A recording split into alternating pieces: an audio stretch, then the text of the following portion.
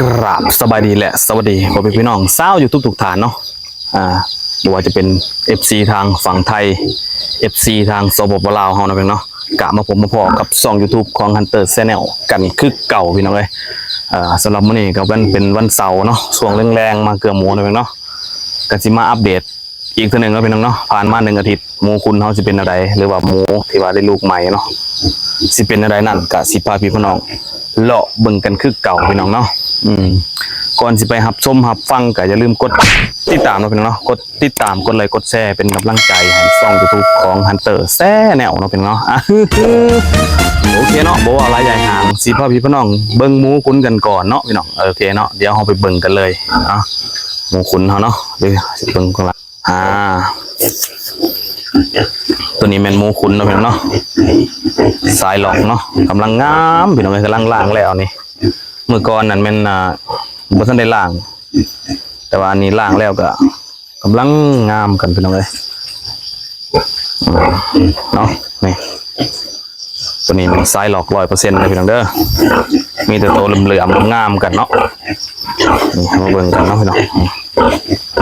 มุมเนาะเพราะว่ามันจะช่วงมืดๆแน่เนาะก็สิมีนี่อันนี้แม่นฮอด2 เดือนเลยพี่น้องเอ้ยยัง2-3 มื้อก็ฮอด2 เดือนแล้วเนาะมันต้องเลี้ยงแล้วล่ะบ่แม่นด้วยเดือนครึ่งก็ได้เดือนครึ่งเนาะกะโมนี่ก็ใหญ่อยู่เนาะนี่12 ดอกงามๆพี่น้องเอ้ยนี่เบิ่งน้ำโตนี่ฮอดดากเนาะมงคุณมันบ้านพี่น้องเอ้ยขอบมันบ้านราคาบ้านคือกันนี่โอเคเนาะสิพาพี่น้องเลาะเบิ่งกันเนาะสำหรับอันนี้ก็ให้กินอาหารเบอร์2เลยพี่น้องเอ้ยเบิดโตละ2 สอบปลายเลยพี่น้อง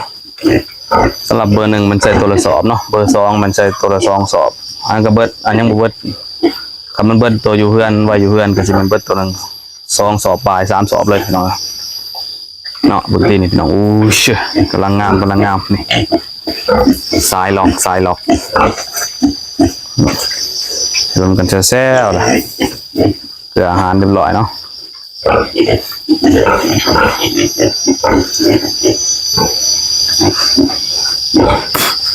อยากให้พี่น้องเบิ่งเนาะสำหรับแม่มันนี่ก็ผสมแล้วนะพี่น้องผสมแล้วนะแม่มันเนาะลูกมันก็เริ่มใหญ่พอดีแม่มันใหญ่เลยก็ได้ปล่อยตัวนี้ออกไฟมาแล้วเปิดไฟแล้วพี่น้องเลยบ่ใส่แฟตก็ได้บาท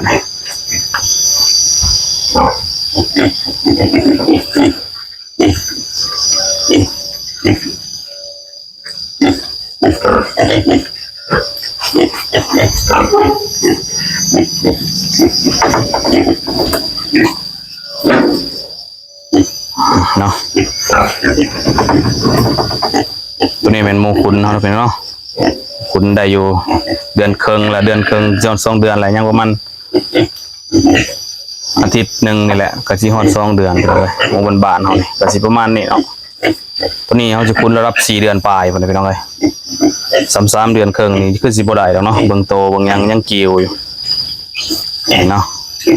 โอเคนะเพิ่นเนาะเดี๋ยวเฮาสิพาไปเบิ่งลูกหมูเปิดใหม่เฮาบัดนี้เนาะสิเป็นอะไรนะก็สิพาพี่น้องไปเบิ่งเนาะโอเคนะเพิ่นเนาะนี่สำหรับหมูคุณเฮาเนาะหมูคุณเฮานี่แม่นได้ประมาณ3 เดือนแล้วพี่น้องเฮ้ยหมัวเลยเดือน3 เดือน1เนาะเดือนครึ่งประมาณเดือนครึ่งจักลืมๆในเจ้าของก็เนาะมันเพิ่งเติบเลยเด้ยังประมาณอาทิตย์หนึ่งสิฮอด2 เดือนเนาะโตก็สิประมาณนี้พี่น้องโอเคเนาะเฮาสิไปเบิ่งหมูน้อยบาดนี้เดี๋ยว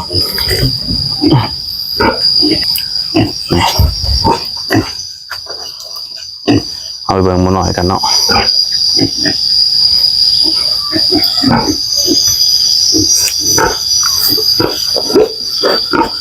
นี่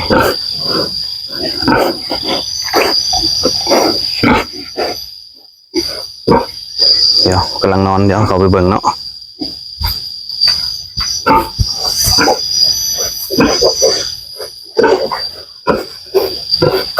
นี่ตัวนี้เลือดออกแห้งเถอะ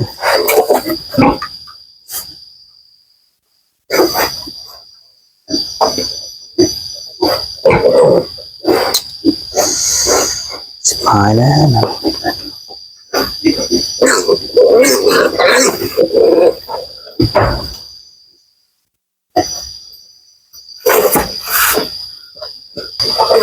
นี่เนาะตอนทำมันเนาะตอนทำใหม่ไปแล้วไงตัวนี้โอ้เลือดออกลายไปเลือดออกลายทำไม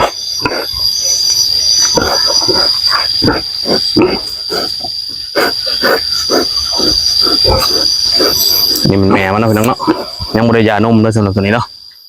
เลือดออกมันเบตาดินแน่ไปเลยเบตาดินแน่เลือดแน่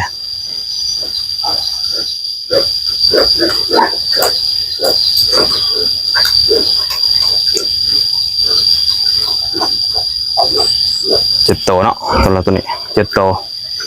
หมูน้อยเฮาก็สิประมาณนี้พี่น้องเลย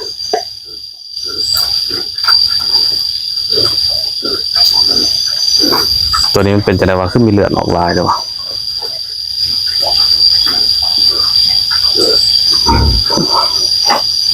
ก้นกับซิโปเนี่ยพี่น้องเลยกำลังตอนใหม่เข้าเมืองมืออื่น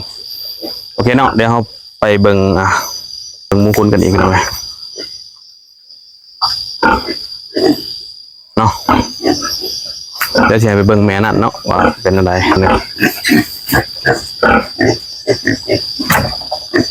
นี่ก็เป็นโมคุณเขาเนาะพี่น้องเนาะเอากำลังงามเนี่ยโอเค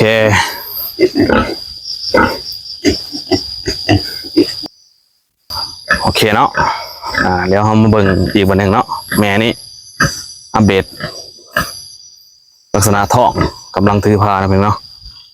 เดี๋ยวเรามาเบิ่งกันเนาะนี่เนาะนี่เห็นป่ะเริ่มมีท้องแล้วพี่น้องเห็นป่ะท้องมันโผล่ออกมาเนาะ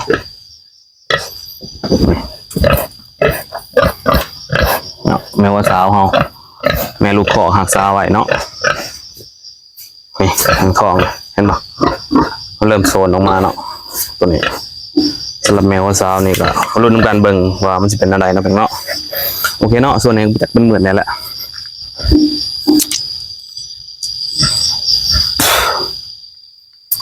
ธรรมศาสตร์บ้านเฮาช่วงแรงๆเป็นยังไงก็เป็นแดง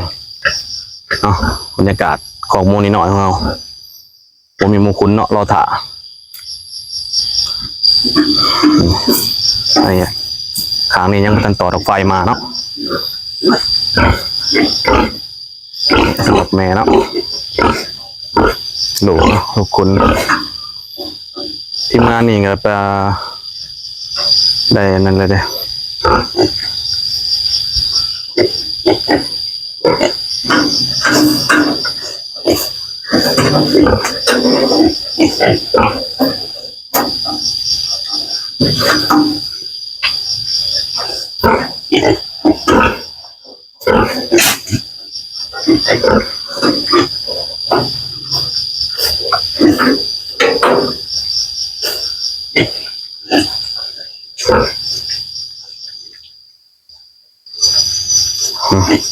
โอ้ตูคักๆเลยพี่น้องเลยนี่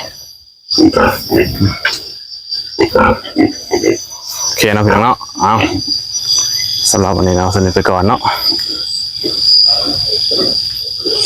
อัปเดตเรื่องลูกหมูเขาก่อนถึงตอนทำใหม่ก็สิเจ็บๆแม่ดากแดงไป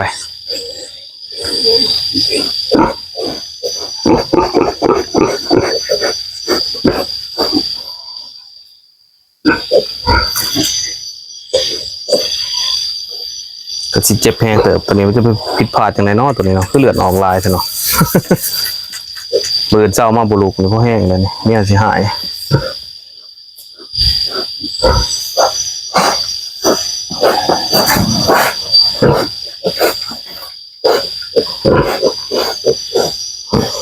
ตัวบาดเจ็บเนาะ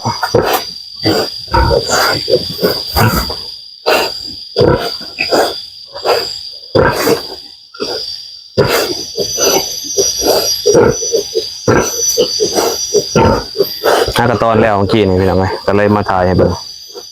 ก็สิมีเลือดจังหน่อยเนาะบ่เป็นมืออาชีพปานใดห่วยหมอนำคือนอนแท้โอเคนะเพื่อนเนาะสำหรับคลิปนี้ก็คำๆเลยพี่น้องเลย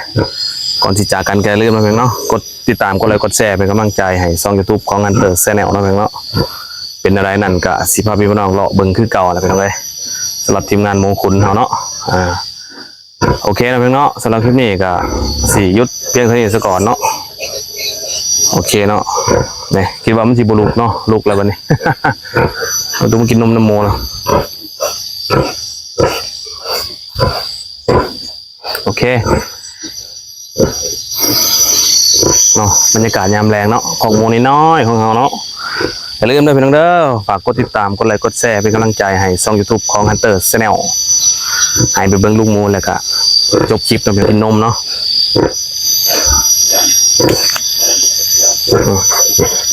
ลูกบดกมาแต่ว่าลูกตุ้ยๆไปเลย